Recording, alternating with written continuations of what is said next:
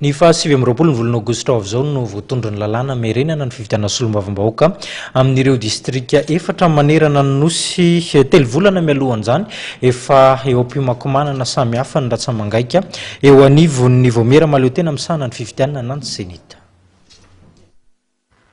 Miomana amin'ny fiatriana ny fividianana solombavambahoaka famerenana izay tanterahana ny 7 amin'ny roapolo aogositra ho avy izao eo anivon'ny vomera-pirenena maleo tena misahana ny fividianana na ny senita.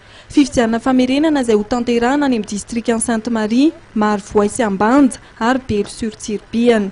Telo volana mialohan'ny fividianana, efa voafaritry ny senita ny toetr'andro amin'ny fanomanana ara-teknika. Ny 4 Jona ho avy izao no hijerin'ny zava-misy fotony amin'ireo distrika efatra hanaovana ny fividianana solombavambahoaka famerenana ny komisera ny senita ny sahana ny distrika tsirairay. Ny faran'ny volana Jolay ho avy izao no tonga eto Antananarivo ny bilita tokana ampiasaina ny fividianana famerenana. Ary manana 7 andro hanaovana ny fanamariana ny senita mialohan'ny andefasana izany any amin'ny distrika tsirairay hanaovana ny fividianana. Ny 9 aogositra hatramin'ny 9 amin'ny roapolo aogositra no hanatotosana fampelezan-kevitra amin'ny fividianana solombavambahoaka any amin'ny distrika Sainte-Marie, Marivoay, Ambanja ary Belo-sur-Tsirbihana. Mikasika ny lisam-pividianana dia ny lisam-pividianana izay nifaranana ny 5 Desambra 2024 ary nampiasaina tamin'ny fividianana izay nataony 20 Desambra 2024 no ampiasaina.